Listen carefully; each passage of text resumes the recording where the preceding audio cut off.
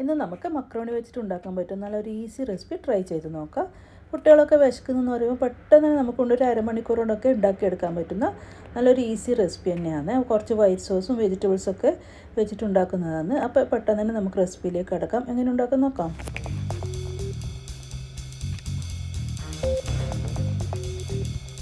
ആദ്യമായിട്ട് വെള്ളം തിളച്ച് വരുമ്പോൾ നമുക്കതിലേക്ക് ഒരു 400 ഗ്രാം മക്രോണി ഇട്ട് കൊടുക്കാം. അത് വേവുന്ന ഒരു ടൈം കൊണ്ട് നമുക്ക് ഒരു 3 ടേബിൾ സ്പൂൺ ബട്ടർ ചൂടാക്കാം.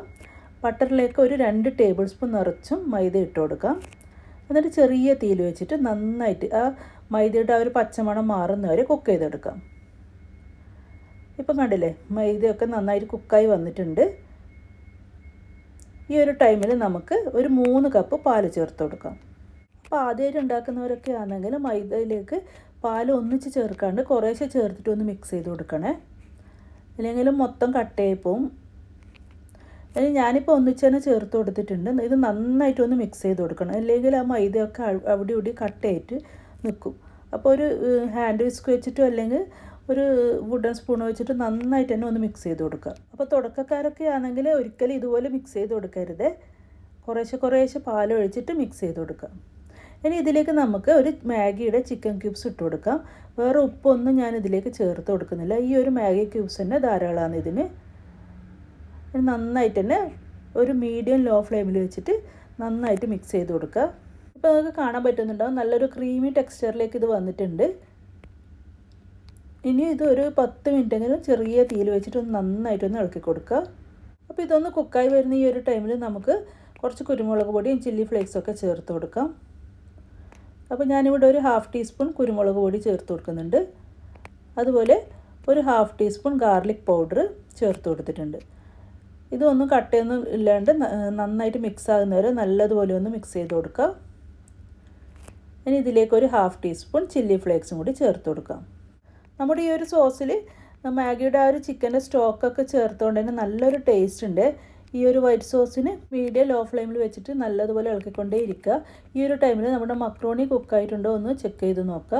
ഇതിന് ഓൾറെഡി ഉപ്പ് ഇട്ടിട്ടുണ്ട്.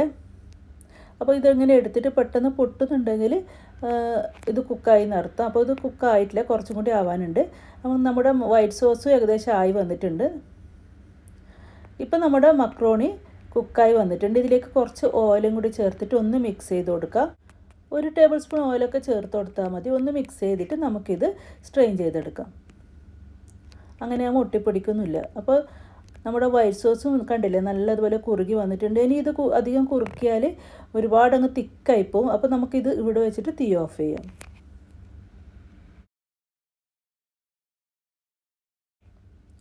അപ്പോൾ വൈറ്റ് സോസ് ഒരു സൈഡിലേക്ക് മാറ്റി വെച്ചു. മക്രോണി നമ്മൾ വെള്ളമൊക്കെ വാർത്തിട്ട് ഒരു സൈഡിലേക്ക് മാറ്റി വെച്ചു. ഇനി വേറൊരു പാനിൽ ഒരു 2 ടേബിൾ സ്പൂൺ ബട്ടർ ചൂടാക്കിയിട്ട് അതിലേക്ക് നമുക്ക് ഇഷ്ടമുള്ള വെജിറ്റബിൾ ചെറിയ പീസായിട്ട് കട്ട് ചെയ്തിട്ട് ഇട്ട് കൊടുക്കാം. അപ്പോൾ ഞാനിവിടെ ചേർത്ത് കൊടുത്തിട്ടുള്ളത് ക്യാബേജും ക്യാരറ്റും ഒരു ചെറിയ പീസ് ഉള്ളിയും ചെറുതായിട്ട് അരിഞ്ഞതാണ്. ഇനി ഇതിലേക്ക് ആവശ്യത്തിന് ഉപ്പും ഒരു 1/2 ടീസ്പൂൺ കുരുമുളക് പൊടിച്ചതും ഒരു 1/2 ടീസ്പൂൺ ചില്ലി ഫ്ലേക്സും കൂടി ചേർത്ത് കൊടുക്കുന്നുണ്ട്. ഇതൊന്ന് ഹൈ ഫ്ലെയിമിൽ തന്നെ ഇട്ടിട്ട് നന്നായിട്ടൊന്ന് മിക്സ് ചെയ്ത് കൊടുക്കുക. അപ്പോൾ വെജിറ്റബിൾസൊക്കെ ഒരുപാട് അങ്ങ് കുക്കായി പോകരുത്. ഇനി ഇതിലേക്ക് നിങ്ങൾക്ക് ചിക്കൻ വേവിച്ചത്, അതായത് ചിക്കൻ മഞ്ഞൾപ്പൊടി ഉപ്പൊക്കെ ഇട്ട് വേവിച്ചതോ അല്ലെങ്കിൽ ഫ്രൈ ചെയ്തൊക്കെ ബാക്കിയുണ്ടെങ്കിൽ അങ്ങനെ ഇട്ട് കൊടുക്കാം. ഞാനിപ്പോൾ ബീഫ് ഫ്രൈ ബാക്കിയുള്ളതാണ് ഇട്ട് കൊടുത്തിട്ടുള്ളത്. അതും കൂടി ചേർത്തിട്ട് നന്നായിട്ടൊന്ന് മിക്സ് ചെയ്ത് കൊടുക്കാം. ഇത് ഓപ്ഷനിലാണ്. ഈ വെജിറ്റബിൾസ് മാത്രം മതി, അത് നല്ല ടേസ്റ്റ് തന്നെയാണ്.